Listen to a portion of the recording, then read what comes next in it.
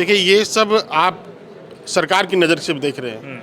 अगर जनता की नज़र से देखेंगे तो आज मैया योजना दे रही है सरकार। मैया योजना में बहनों को सम्मानित करने की वो बात कर रही है, लेकिन सबसे पहले आपको ये भी स्वीकार करना पड़ेगा कि सबसे पहले बहनों का अपमानित करने का काम, बहनों का तिरस्कार करने का काम हेमंत सोरेन ने किया।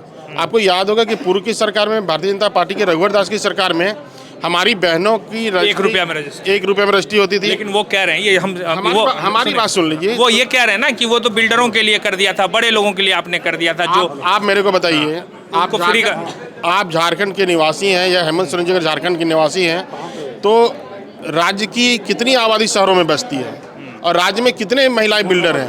क्या राज्य में महिलाएं बिल्डर की पत्नी के नाम से हो गया ना? मान लीजिए कोई फ्लैट लेगा 40 लाख का, तो उसके कैपेसिटी 40 लाख का होगा तब तो लेगा। हमारा कहना है गांव में अगर कोई बहन जमीन लेना चाह रही है, गरीब लेना चाह रही है, तो क्या नहीं ले सकती है?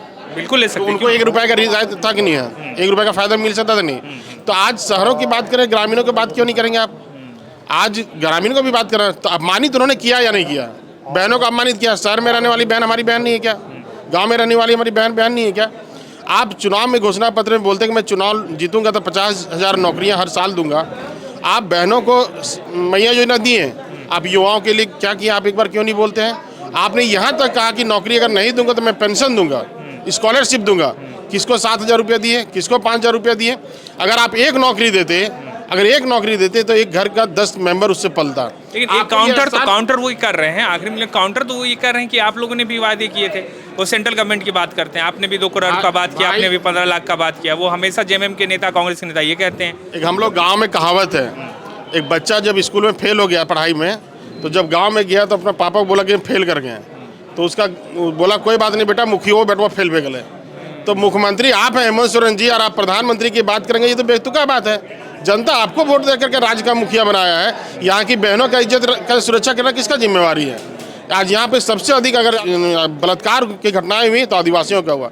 मुख्यमंत्री के आवास के बगल में गोली चलता है, थाने के बगल में बलात्कार होता है। आज इतना लूट मचा हुआ, किसी भी थाने प्रखंड में आप चले जाइए, जो करप्शन है खुलेआम टेबल पे पैसा मांगा जाता है, किससे छुपा हुआ नहीं है बताइए? इतने मामले विधानसभा में आए, प्रमाण के साथ आए। किसी ब्लॉक के सीईओ, अंचल के पदाधिकारी, किसी दरोगा पे कार्रवाई हुआ? हेमंत को हिम्मत हुआ? क्योंकि मोटी रकम आती है यहाँ पे, सरकार को मोटी रकम मिलती है, तो फिर कार्रवाई कैसे होगी? दोनों बात नहीं चलेगा, हंसना भी और रोना नहीं चल सकता एक साथ ना। तो आप में हिम्मत नहीं कार्रवाई करने का। आज पुलिस बेलगाम है, किससे छुपा हुआ नहीं है? कौन नहीं जानता झारखंड में प्रशासनिक पदाधिकारी बेलगाम है? आज करप्शन का ये हाल है कि मंत्री के घर के नौकर के यहाँ से पैसे मिलते हैं, इतने पैसे मिलते हैं कि बैंक वाले लोग भी इतना पैसे नहीं देखे। तो ये कहने की बात मैया योजना और ये योजना मैयों को दे देखे, भैयों को कौन देखेगा? आप हाउस के भीतर भी और हाउस के बाहर भी जो है बीजेपी की तरफ ही थे, हम लोग देखते थे। लेकिन ये भी सवाल है कि 5 साल आप पार्टी से दूर रहे, इस दौरान पार्टी में काफ़ी कुछ बदला। उस 5 साल में जो है आपके इलाके बरकट्टा में जो है बीजेपी का जो काडर था वो किसी और दूसरे नेता की तरफ देख रहा होगा जो बीजेपी को वहाँ रिप्रेजेंट कर रहा होगा। तो मुझे ये बताइए कि ये सामंजस्य क्या इस बार चुनाव में आप बिठा पाएंगे? नहीं, देखिए मैं पहले ये बता देना चाहता हूँ आपको कि जब 19 में हम लोग निर्दलीय चुनाव लड़े तो वो भारतीय जनता पार्टी के कार्यकर्ता ही ने मुझे चुनाव लड़ाया था। ये जानकी यादव के साथ कौन थे उस वक्त?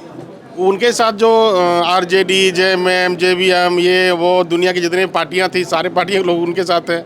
वो दल बदलू चाचा के नाम से फेमस है हमारे यहाँ विधानसभा क्षेत्र में। तो कोई ऐसा पार्टी नहीं, कोई ऐसा दल नहीं जहाँ पे वो गए। और हम लोग अपने स्वाभिमान के साथ, अपने कार्यकर्ताओं के साथ, सुख में भी दुख में भी, चुनाव हारे तब भी, और चुनाव जब निर्दलीय लड़ने की बात आई तब भी हमारे कार्यकर्ता हमारे साथ खड़ा रहे। और चुनाव निर्दलीय जीतने के बाद भी हम अपने कार्यकर्ताओं के साथ खड़ा रहे। हम लोगों ने ऐसा नहीं कि अपने कार्यकर्ताओं के साथ नहीं रहे, सुख में दुख में किसी भी परिस्थिति में अपने कार्यकर्ताओं के साथ रहे। तो हम, हमारे यहाँ वो कोई परिस्थिति नहीं है कि हम कार्यकर्ता को छोड़ के चले गए या कार्यकर्ता हमको छोड़ के चले गए। भारतीय जनता पार्टी ही वहाँ थी, चाहे नाम जिस रूप में आप उसको ले सकते हैं। शर्त आपने रखी है क्या कि आप टिकट को लेकर? अगर टिकट, किसी भी तरह का कोई शर्त नहीं है। और हमारा पार्टी से स्पष्ट ये आग्रह है कि अगर पार्टी के हित में, पार्टी के स्वभाव में अगर हम वहाँ पे फिट बैठते हैं तो मुझे लड़ाया जाए, नहीं तो मैं पार्टी का सेवा करता रहूँगा।